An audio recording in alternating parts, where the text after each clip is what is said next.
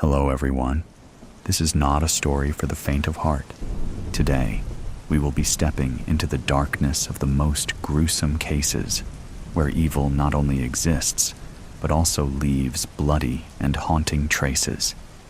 This is Real Gruesome Murder Cases, a series of true stories about murders that made the whole world shudder. If you are ready to face the cold truth and the gruesome corners of humanity, come with me to delve deeper into each case. The corpse in the city.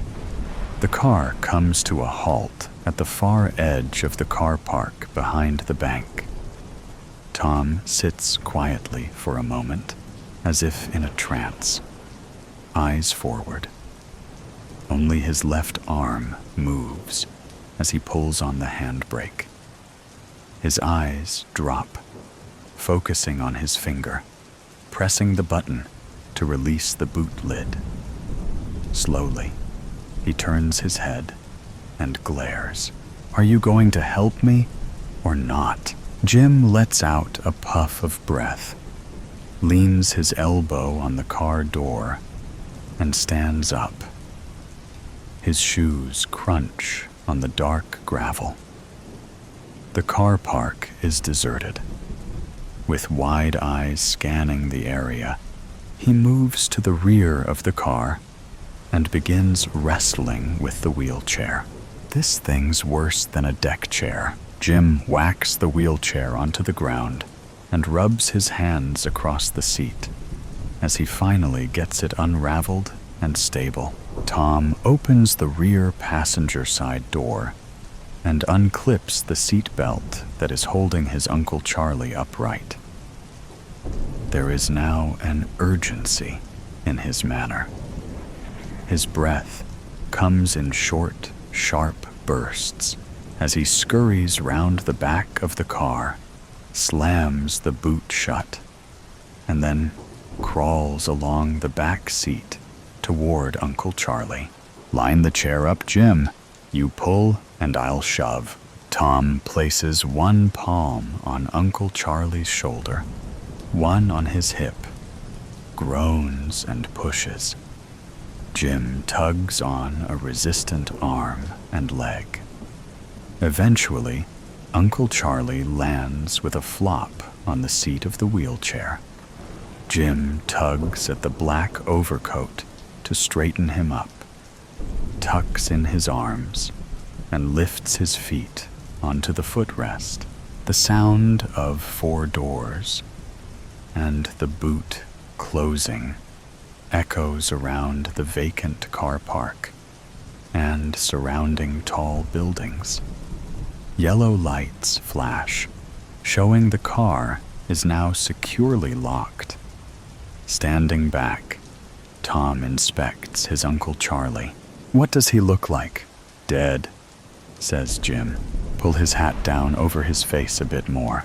Jim grabs the rim of the dark brown trilby and forces it over Charlie's head, then tilts it forward, covering Charlie's eyes. Tom takes another look and nods his approval. Gathering the strap from the back of the footrest, he buckles in his uncle's legs and then wraps a green tartan blanket tightly around them.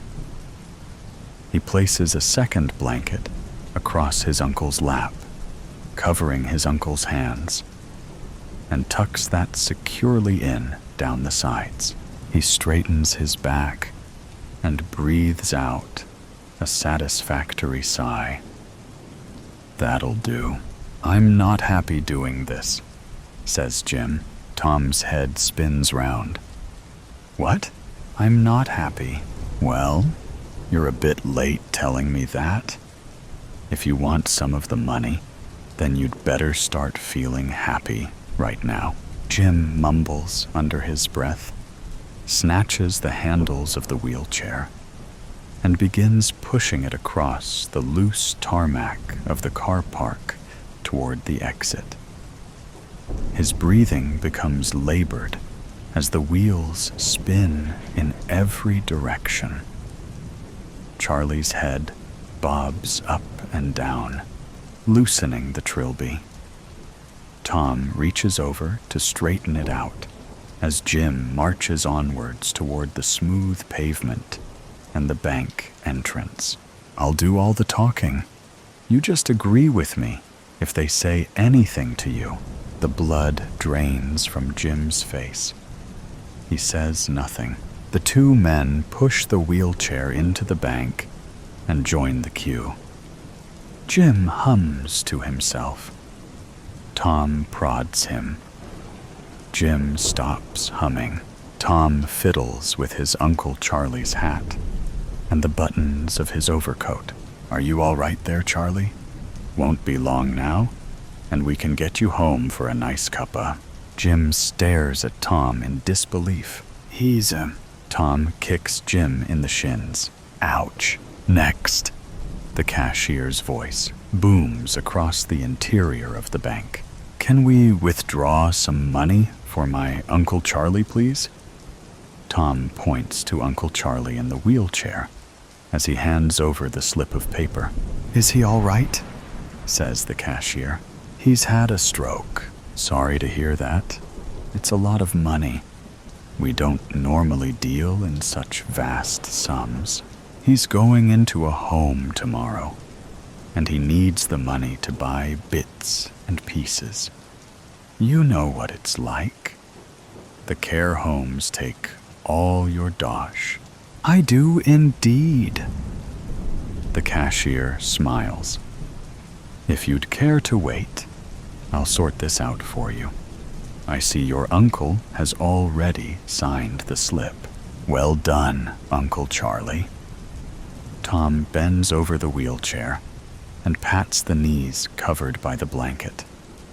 Charlie does not move.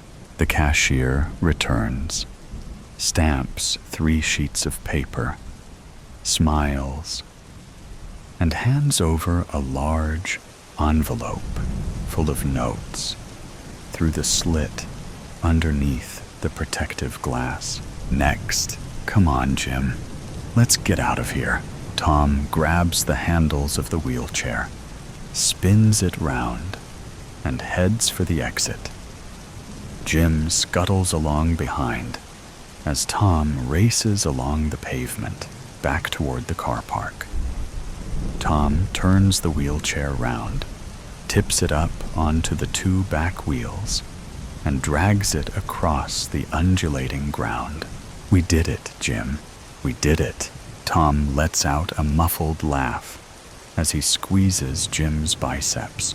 Now, let's get the bastard back in the car. Tom checks the car park for pedestrians, then grabs the shoulders of his uncle.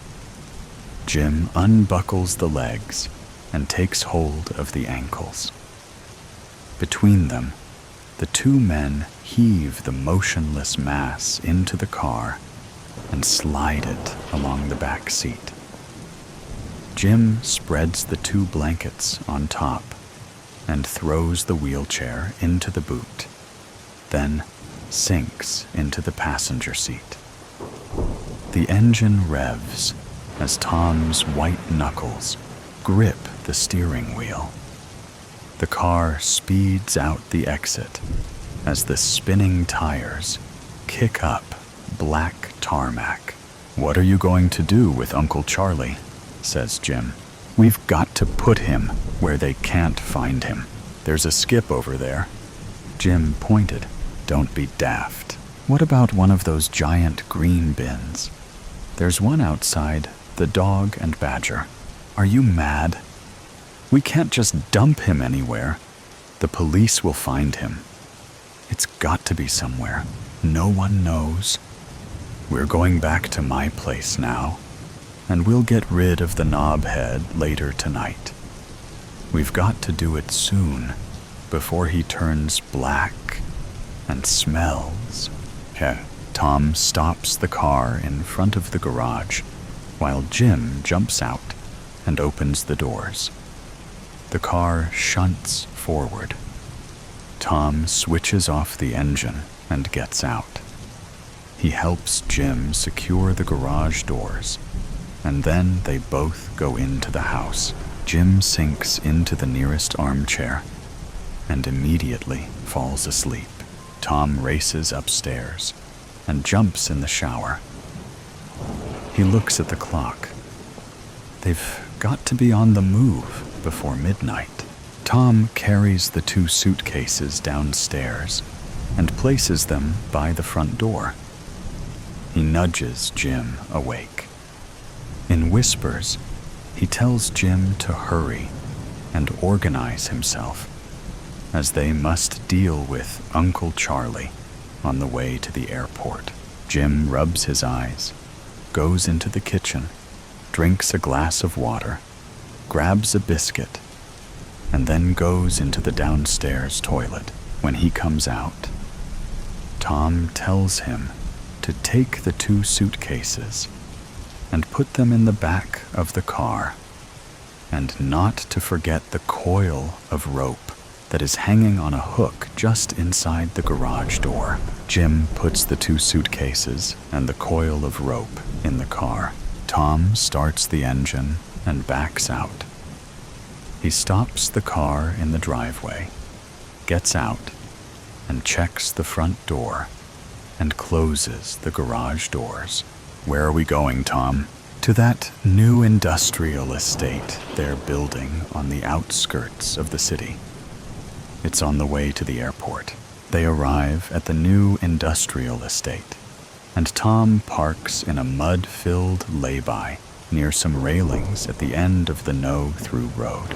Get the rope and tie it tight round that shithead's chest. Make sure you go under his arms with it. Jim takes hold of the rope, pushes it under Charlie's back, and ties it in a tight knot over his chest. Tom takes a jemmy from the boot of the car and lifts a manhole cover and drags it to one side, close to the railings. Tom grabs the rope and lugs Charlie out of the car. Charlie hits the ground with a loud thud. Tom and Jim take an in-breath and look around. Silence. Tom continues dragging Charlie across the mud to the waiting hole. Now you help me lower him in. Slowly, they eke out the rope and lower Charlie into the hole. Then secure the end of the rope onto a girder near the top and replace the cover. Will he be all right? Says Jim. What do you think? Says Tom.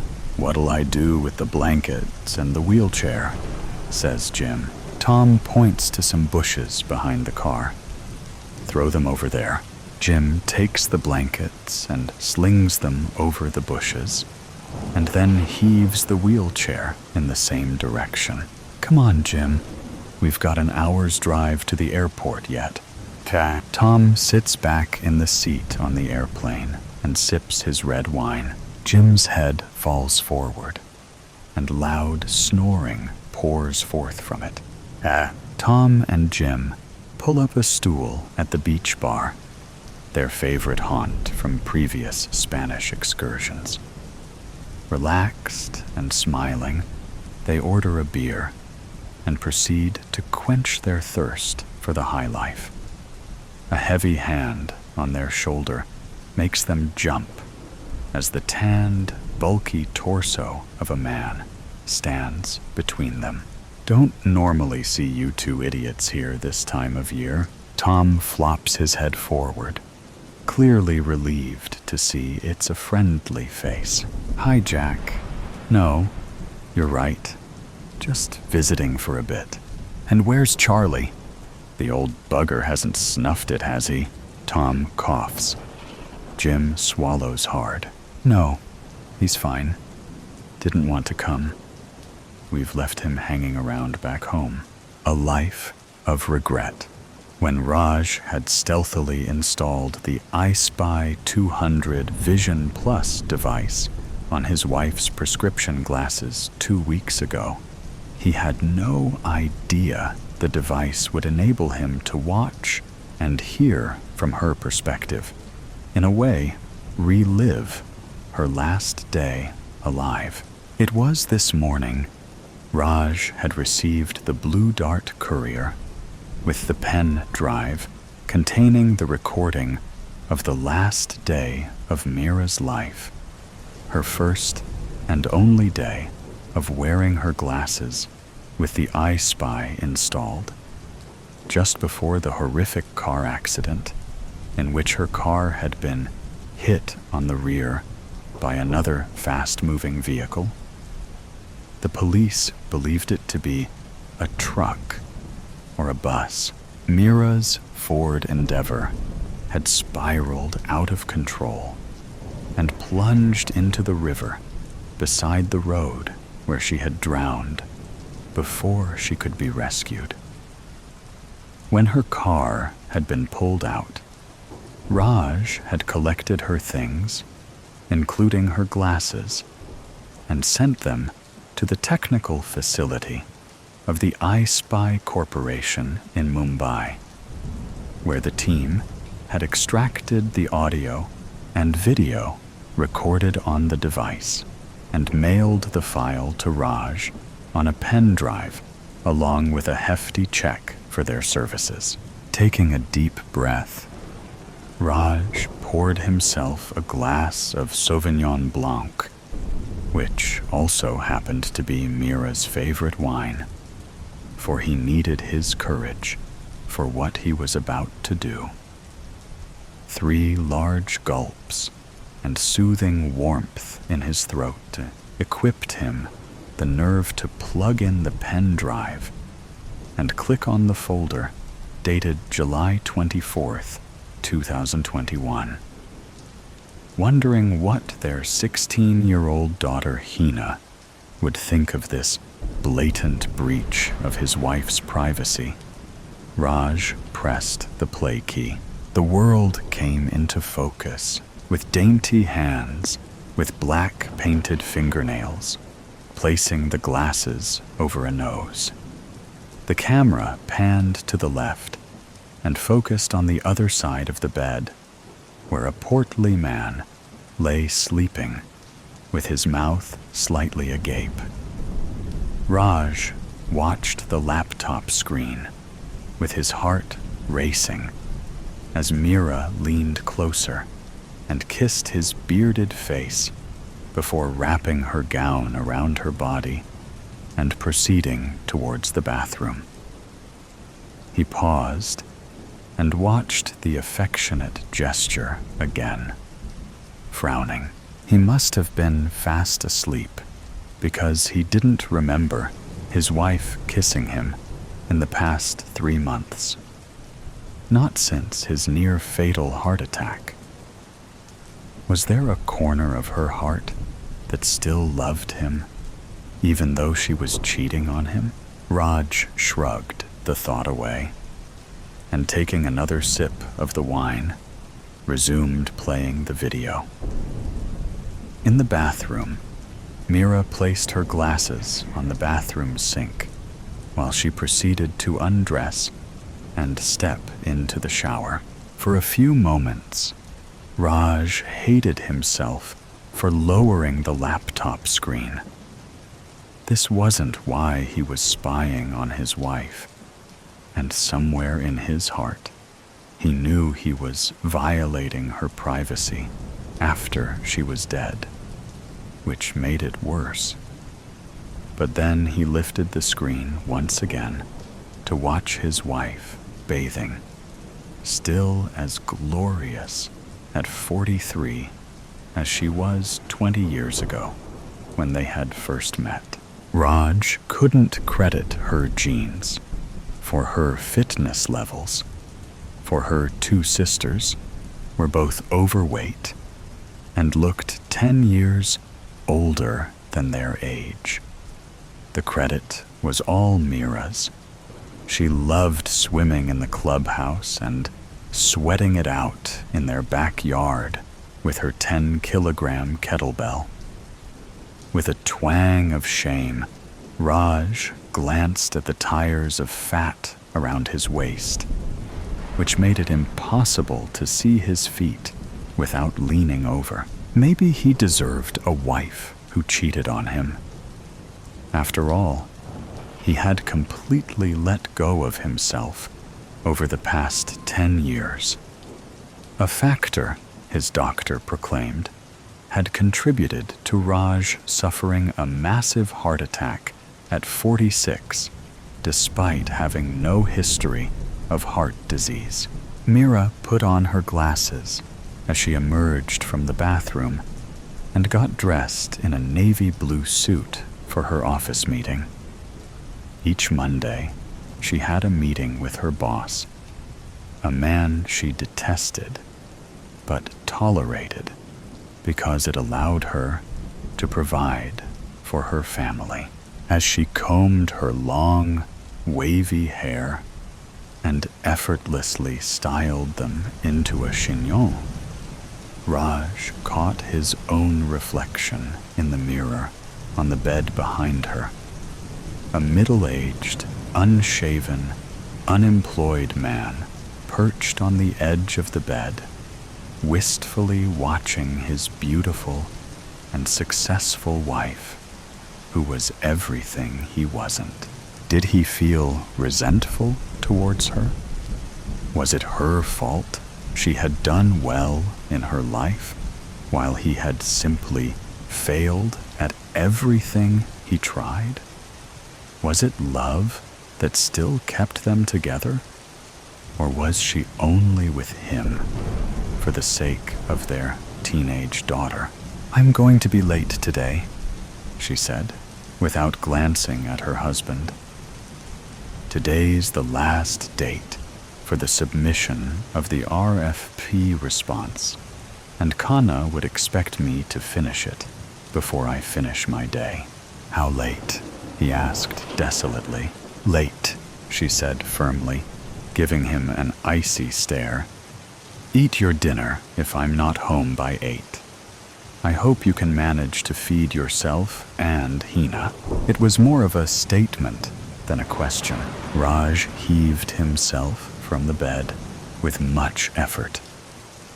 "Let me get breakfast started. I'll eat in the office. Anyway, I can't eat anything before my Monday morning meeting, you know that." Through the camera, Raj saw his own sorry figure as Mira grabbed her purse and laptop bag and left the room without another word to him.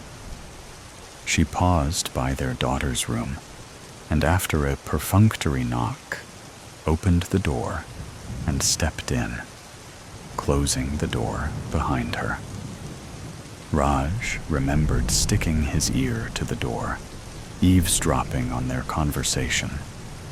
But all he had heard were some muffled noises, as though they were deliberately trying to keep their voices down.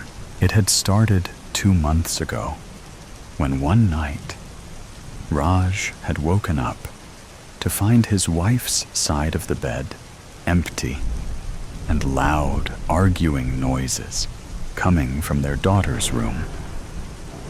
As he had tiptoed to Hina's room, he heard his wife yelling, "Do you know how old you are? I'm 16. I'm not a child anymore. You're just 16. You're still a child. You cannot do this." "I can, and I will," the daughter had argued back. "I forbid you," and on and on. The argument had fired back and forth between mother and daughter until Raj had stepped into the room and both had frozen, and then sputtered an apology for waking him up. Docilely, Hina had apologized to her mother, and Mira had embraced her daughter. But Raj had sensed that it was just a temporary ceasefire owing to his heart condition, and the real issue between mother and daughter was not yet resolved. When he had probed about the subject of the argument, both had dilly-dallied without giving him the truth. While he appreciated their concern for his health, Raj wanted to be part of important discussions affecting their daughter and wasn't happy with being left out. Now he watched keenly as Mira stood facing their daughter, Hina, who was still in bed, as it was early for school. "Good morning, sweetheart," Mira said warmly. Hina, a scrawny 16-year-old girl with crazy curly hair, mumbled a good morning from under the covers. "I was leaving for office. I wanted to talk to you before I go," said Mira, sitting on the edge of the bed. Hina sat up on the bed, rubbing her eyes. "Yes, Mom. Is everything okay? Is Dad okay?" Raj's heart swelled with happiness at the concern he heard in his daughter's voice for his health. While not the most affectionate or expressive person in the room, Hina did show her love occasionally through her gestures. Mira sighed deeply. "Your dad's fine. He's recovering, you know. We can't let anything stress him out." Raj thought Hina looked away guiltily at her mother's words. "You know what I'm talking about, right?" Mira pressed on. "Yes, Mom. Have you met him again? Outside classes?" "No." "Are you sure?" "Of course I'm sure, Mom." Mira's gaze dropped to the bed cover, and her delicate fingers smoothed out the covers. "I know you went to his house on Friday."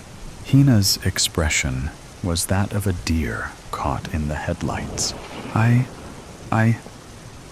went to his house to say goodbye," she stammered. Mira's sigh was deep and audible. "I want to believe you. Really, I do. But I can't. You've broken my trust, Hina." Hina was now almost in tears. "I'm so sorry, Mom. But really, I had gone to his house for the last goodbye. I'll never see him again. Except at school, of course, where I can't avoid him." "Good. You know, once your dad is better, we'll do something to fix this problem permanently." Hina's ears perked up at the suggestion. "What do you mean, Mom?" "I mean, there's more we can do to fix this problem. I don't want to do anything right now because of your dad's precarious health. But once he's better," at this, Hina threw the covers and jumped out of bed. "You can't punish him, Mom. It was my fault as much as his. Promise me you won't do anything." Mira rose, placing the strap of her laptop bag across her chest. "I'm not promising anything, sweetheart. Let's talk about our options in a few weeks' time. Until then, if you see him again outside class, I'll know right away." Hina stared at the wall clock behind her mother's head. "I won't see him like I promised." Raj's mind galloped to process the new information he had learned about his daughter. She had a boyfriend. Apparently, a boy from her class. Was that the reason for the strife between his wife and his daughter? Or was there more, he wondered, as he fast-forwarded the part of Mira's day where she attended her Monday morning meeting with her boss and worked in the office. Everything about the exchange surprised him because he was the overprotective parent, constantly worrying about every little thing regarding their daughter, while Mira was more of a liberal parent who allowed Hina to experiment and even encouraged mistakes, even though he thought it inadvisable for young people to date before 18. What Hina was going through was completely natural and expected. Why had his wife freaked out so much on finding out about Hina's boyfriend? Resuming the video from the point where Mira got into her Ford Endeavor after leaving office, Raj watched keenly as she checked her freshly applied lipstick in the rearview mirror and used her dainty hands to smooth her hair and tuck some wild strands behind her ear. She turned on the ignition and began driving in a direction opposite to where their home was located. When the police had questioned Raj about where his wife was returning from that fateful day, he had surmised that perhaps she had taken a detour to the market to shop for something for their daughter's upcoming 17th birthday. And maybe she had liked something, but wanted to discuss with her husband before buying the gift. Raj wasn't quite sure what had prevented him from sharing his suspicions with the police that his wife was probably having an affair and was returning from a rendezvous with the other man. It was probably as a token of respect for their 18-year-old marriage and consideration for their daughter that Raj had kept his suspicions to himself. With rapt attention, Raj watched the curve of the river, hugging the road, and the familiar city roads zipping past the fast-moving vehicle. As he expected, the car moved through the South City Market and towards the residential area next to it. Mira parked the car behind a dented Mahindra XUV 500, parked in the parking space, and stepped out with her purse over her shoulder. She rummaged through her purse for something, and apparently not finding it in there, she leaned into the car, opened the glove compartment, and extracted a pepper spray. With the pepper spray ensconced in her purse, she marched to the front door and rang the bell. The pepper spray confused Raj. If she was going to meet her lover, he'd have expected her to be rummaging in her purse for something other than a pepper spray. The heavy brown door was opened by a balding man with horn-rimmed glasses on his nose. Mr. Sehgal? Hina's physics teacher? Was Mira having an affair with him? She detested the man and had even argued with him over some marks after the first term examination results. Nothing made sense. The man's face deflated on seeing the visitor. Raj thought Sehgal looked shocked to the point of being afraid on seeing Mira. Surprised? Said Mira. Why? Were you expecting my daughter? I don't know what you're talking about, the man stammered. I know you've been having a romantic relationship with my underage daughter. The man inhaled deeply. I have no idea what you're talking about. I have proof. Those letters you wrote to her. I found them, and I immediately knew they weren't written by a boy, but by a grown-up man. How could you do this? You're at least 50 years old. You disgust me. The man's nostrils flared with fury. Listen, you can't come to my doorstep and accuse me of something I haven't done. You need to leave, he said, beginning to close the door. Mira's ring-studded hand stopped the door from closing. I am leaving, but not before I warn you to stay away from my daughter. If you try to talk to her outside the class again, I'm going to inform the police. The only reason I haven't already contacted them is that Hina begged me. She begged me to let it go, and..." Mira paused. The man was peering from behind the half-closed door with his narrowed eyes. "And what?" Mira sighed deeply. "And nothing. I'm not calling the police right now because of my husband, who is ill. I don't want him to know about this mess. But if you contact my daughter again, I'll have no option but to call the police." Raj's world was spinning around him. So this was what the mother-daughter arguments were about. Now that he realized what had happened, it made perfect sense.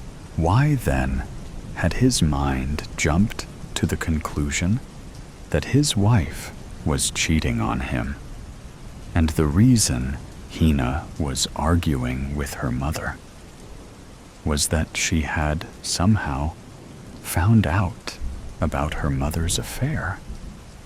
How could he have been so naive to jump to a disturbing conclusion based on a mere happenstance? The only thing Mira was trying to do was protecting their daughter from the pedophile and protecting her sick husband from the stress of the situation. The sudden onset of guilt at suspecting his innocent wife of cheating on him and violating her privacy made Raj sick in his stomach. Having half a mind to close the laptop screen, Raj continued watching what was probably the last hour of his late wife's life. Soon, she would be on her way back home, and her Ford Endeavor would be hit on the rear by a vehicle that would send her spinning towards the river and to her death. Things seemed to be moving in slow motion as Mira delivered the final threat to the physics teacher, and leaving him with his jaw hanging, reversed her car out of the driveway, turning around towards her home. As she drove on the highway next to the river, Raj kept his gaze on her rearview mirror, his heart racing. If he was lucky, he'd be able to view the plate number of the vehicle that had hit his wife's car and hand over the evidence to the police. With his heart in his throat, Raj watched several large vehicles on the highway approaching his wife's car, and some of them overtaking it. Resisting an urge to tightly shut his eyes, Raj continued watching the last few minutes of his wife's life. What must be going on in her mind at the time, he wondered. He regretted not telling his wife how much he loved her and how much he appreciated her supporting the family, especially since he had lost his job. He regretted every harsh word he had said to his wife, every missed opportunity to appreciate her. Each occasion he could have been kinder to her. Thinking of their arguments, and every time he had raised his voice at her, made him burn with shame. Was this his punishment for not living a purposeful life, for not living deliberately, but just drifting along the currents of everyday life? Raj sat bolt upright as he saw a vehicle he recognized approach his wife's car from behind. This couldn't be right. Why was the man following her? Raj knew the answer to the question a split second before he saw Segal ram his Mahindra XU500 into his wife's car and send her spinning towards the river. Water engulfed the world around him, and he saw the bubbles of air escaping his wife's mouth and nose as the water pressure shattered the windows and rushed into the rapidly sinking car, drowning its only occupant. At some point in time, the glasses drifted away from Mira's face, and through the camera, Raj saw his wife's face for the very last time. Some of the guilt that Raj felt for violating his wife's privacy was washed away with the knowledge that he now had the evidence to bring his wife's murderer to justice. Wiping the tears from his eyes, Raj closed the video file and picked up the phone to dial the police. Sins and sinners. Secrets carry weight like lead.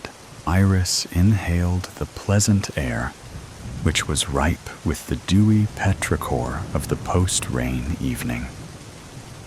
A cool breeze ruffled the leaves of nearby lofty mango trees, all of which were well endowed with succulent yellow mangoes. The sky was shades of pretty pink and purple pastels, making her way down the narrow path between the tall trees. She recollected her memories with Dante, Isabel, Rhett, and Jax, running along the shore, pushing each other in the sea, and dreaming about sailing the world one day. They would stand and watch the sea crash onto the shore for hours, and it'd still never be enough. She remembered standing on the cliff with her friends and taking in the salty sea breeze. When the sun would set, the vast body of water would reflect the warm colors of the endless sky, and there hadn't ever been a more beautiful sight. She'd gaze at it for hours, fantasizing about unending aspirations and dreams. Iris traced the carvings on the trees she used to very much enjoy making, with scraps of metal and pieces of wood she mysteriously found every day. She suspected it was Jax, always doing these little things for her that could brighten her day. He could rarely say no to her, which led to them being part of quite questionable activities. She'd once said that she wanted to visit the yearly carnival on her birthday, and the next day she found the gleaming golden entry tickets of the carnival on her bed. She didn't really question where he got the tickets from, since they cost a lot, and he wasn't from a rich family. But she did remember him mentioning a friend who owed him a favor. Isabella and Rhett had been so jealous that day. Iris giggled, recalling the look on their faces. As she ventured further on the narrow path between the tall trees, the pastel-colored sky started to fade away into the dark shadows, from dusty lilac to indigo, and from indigo to inky black. A cool breeze blew, ruffling the leaves of the nearby mango trees, which were swaying to the notes of the wind. Iris shuddered, feeling the wind on the bare skin of her arms. She had half a mind to spend the whole night there. But even she knew it wasn't the best decision to invite the dangers lurking in the dark. Too lost in her thoughts, she didn't notice where she was keeping her foot. Instead of stepping on the hard rocks and stones, she stepped on the muddy soil. Her eyes went wide as she tried to grab a stray branch in hopes of regaining her balance. But down went she, and the stray branch, with a thud. Dear Lord, things just can't go right for too long, is it? Iris internally screamed. Holding on to the bark of a nearby tree, she got back up on her feet with much difficulty and brushed off the dirt from her limbs. She looked up at the night sky, where millions of stars were in close clusters. But the full moon blazing in the sky was even more beautiful than the stars around. She smiled as she thought of the days she and her friends used to gaze at the moon together and talk about a fictional world that was everyone's personal paradise. Sadly, growing up had burst her bubble of believing that she could ever live in a place where the sky met the seas. With a sigh, she looked at the rich brown soil, padding around to look for her phone. Walking around in the mud, leaving her footprints behind, she heard a satisfying crunch. A shiver ran down her spine, and she visibly shuddered. Believing that the sound was of her own footstep, Iris took a step backward and crouched down. She started digging around in that area, throwing away the twigs, leaves, and lumps of soil she came across till she felt something papery. Scrunching her brows, she pulled up the small piece of paper from the ground and held it in her hands. The paper was tattered and torn from the edges and dust-laden with a tint of yellowish tan. She blew air onto it and wiped off the remaining dirt on her white blouse, leaving behind an unlovely stain. It's not like it is clean anymore, to begin with, Iris huffed. Squinting her eyes and looking closely at the paper, she realized it was a photograph of a younger version of Rhett, Jax, Isabella, and herself. Huge grins showing their crooked teeth and resting their arms on each other's necks. Those wonderful memories came rushing back to her. But the small smile on her face vanished as she remembered how her wonderful childhood had a terrible turn of events. Chartusa, Rhett had always been the golden child in their circle. However, he did have a mean streak to him. Envy rolled off him whenever someone else outdid him. Over the years, harmless cursing turned into aggressive shoving, pushing, and malevolent acts driven by hostility.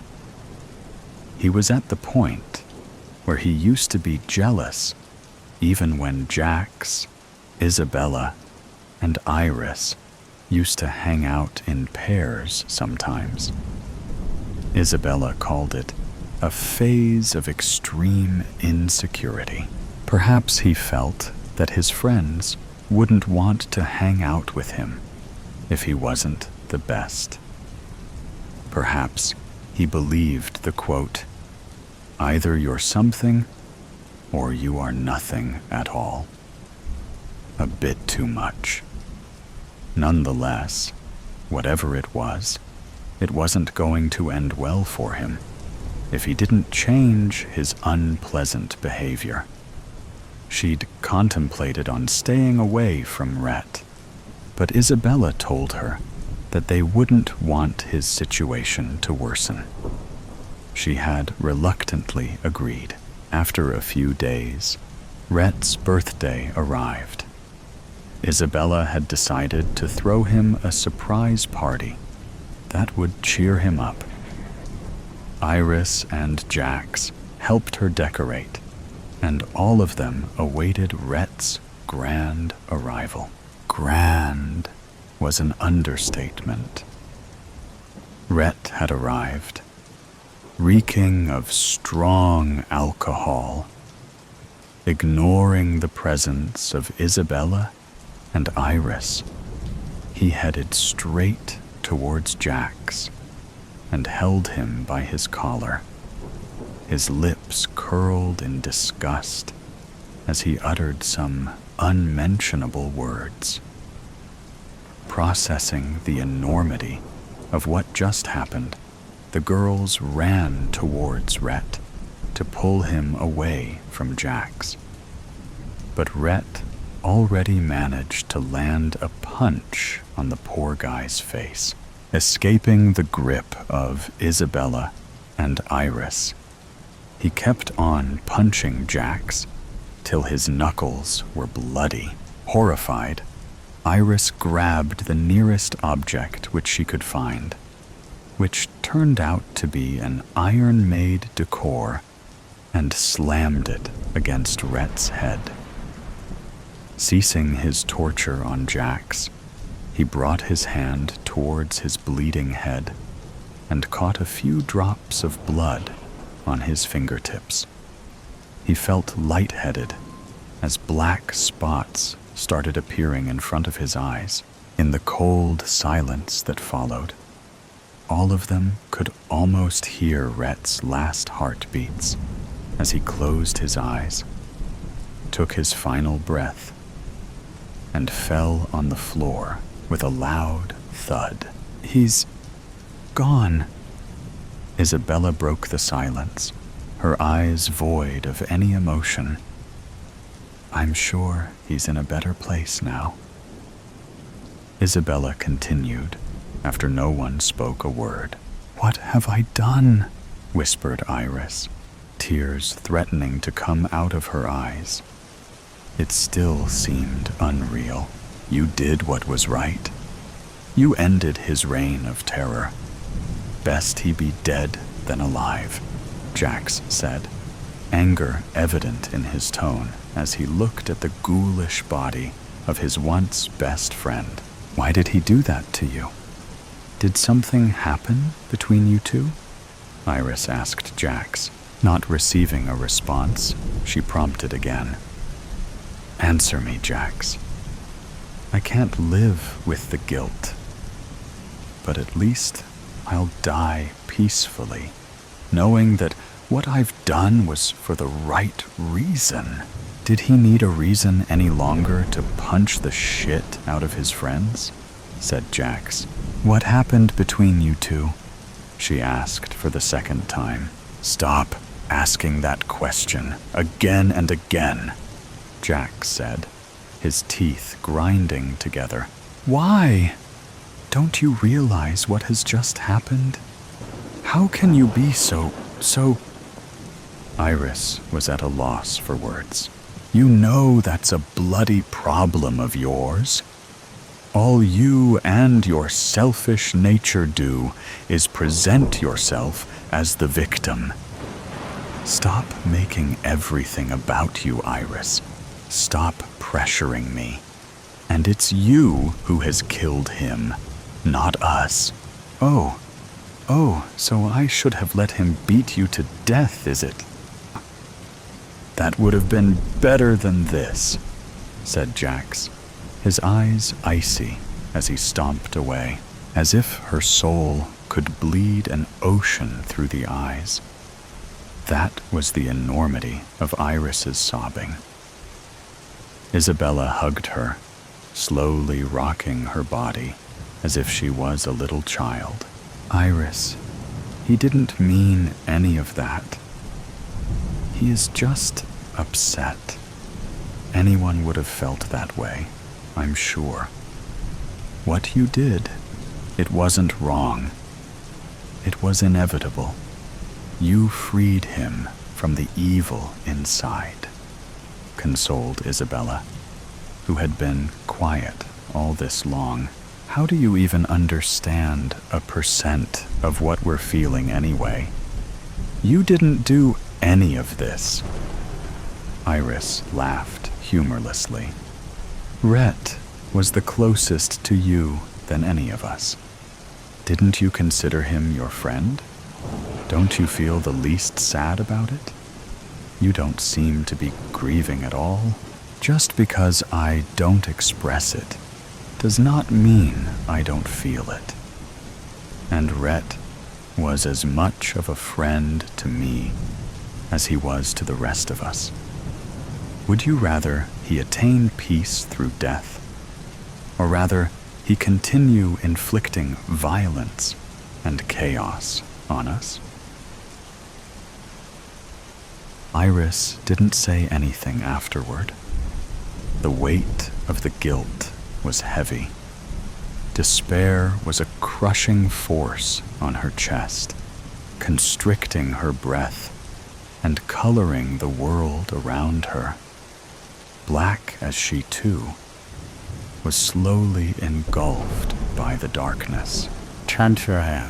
That is exactly how a tragedy like theirs breaks one's heart, making one believe that the ending might still be happy until the very last minutes. Iris flipped the photograph, returning to the present day, and read the words she had written a long time ago. Which of us could say we were more sinned against than sinning? Cia Reyes. Murder case. The doorbell chime filled the anxiety-spilt air. Clemency and I both exchanged nervous looks. We both knew who it was. I walked up to the door while she arranged a few drinks. Oh, welcome. Mr. Wright, please take a seat. I greeted the young man. He was wearing a blue suit and tie, left parted hair, and a shaved beard. Mr. Wright sat comfortably on the foam, glaring at the drinks in front of him, but did not dare to have one. So you're Clemency Cook? He asked, cocking a brow towards me. I left a foolish chuckle and pointed at Clemency. No, she is. The lawyer's balls danced from me to Clemency's face while she stood near the dining table, trying hard not to blush. After all, Mr. Wright was a handsome youth. Mr. Wright adjusted his collars and asked Clemency to sit in front of him. He cleared his throat and began. Your name is Clemency Bailey Cook, am I right? Yes, sir. The gentleman forwarded his hand and was replied with a firm shake of Clemency's. My name is Ian Wright, senior lawyer from Rake Walkers. Am I right that you saw, He glanced at some papers and continued. Cia Reyes being brutally murdered in front of your eyes? Yes, sir. When did this happen? Around 1 a.m. on August 21st. What were you doing at such an odd time at Chargine Road, Memphis? Clemency pressed her lips into a thin line and looked at me. I signaled her to spill the truth. The night before, my boyfriend broke up with me. So in tears and scars, I decided to hit the club.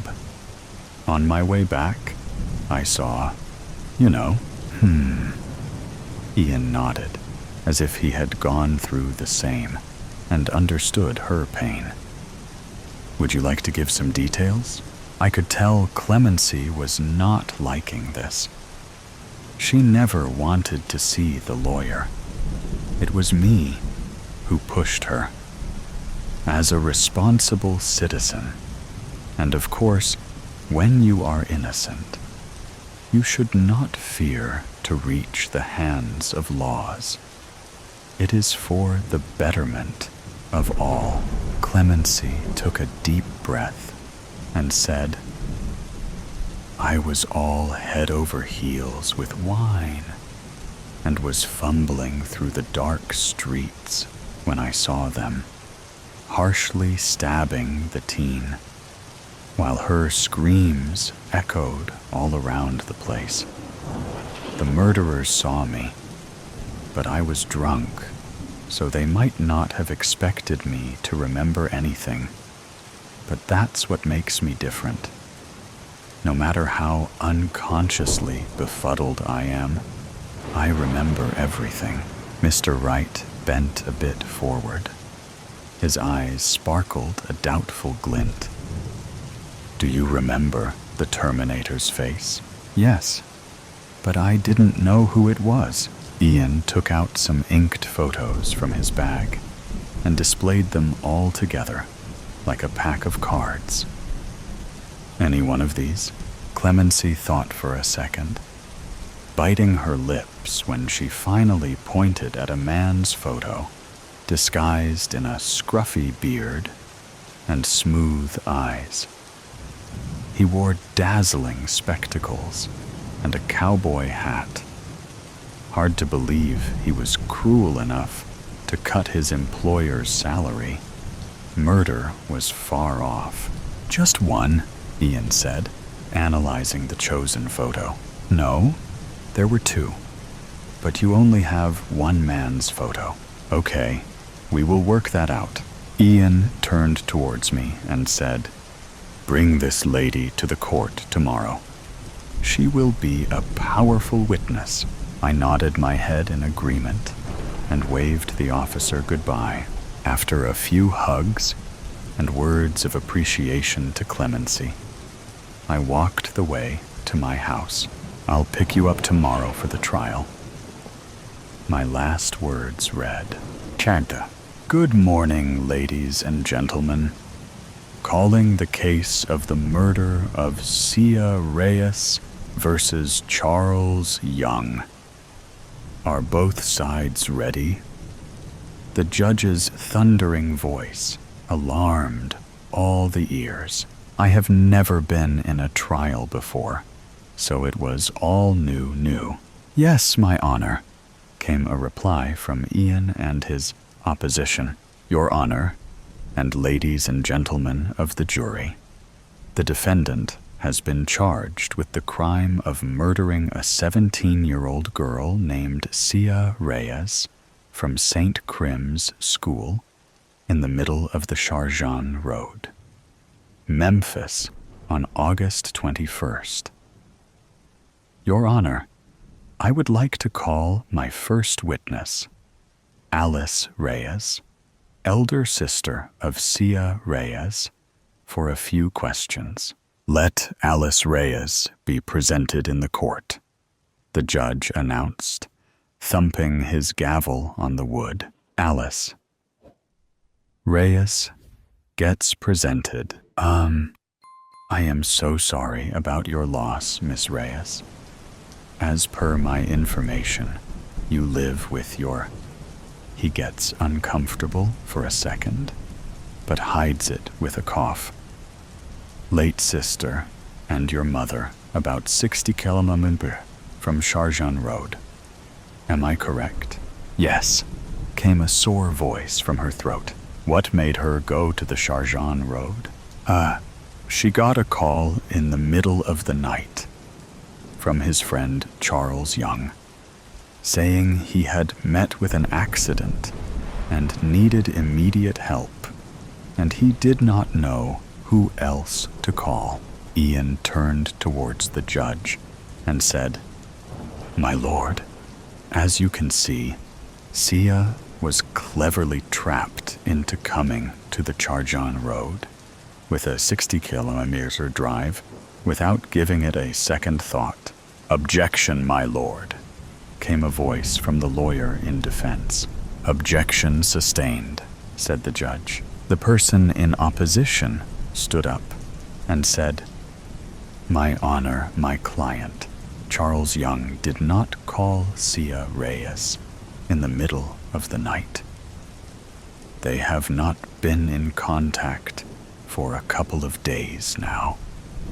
Here is the call, History of Sia Reyes," handing the bailiff the proof.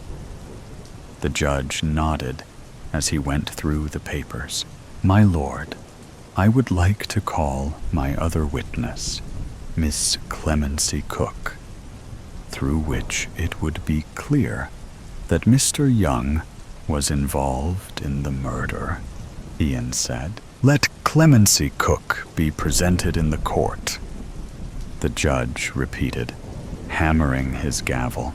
I was sitting among the public, and I could feel the environment tense. A small smirk played on Ian's face. "So, Ms. Clemency, were you present on the Charjan Road around 1 a.m. on 21st August?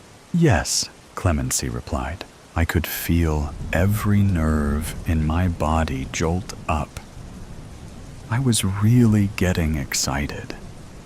Now that famous Charles gotta get infamous. I felt my blood screaming, "Yuppie," from the inside.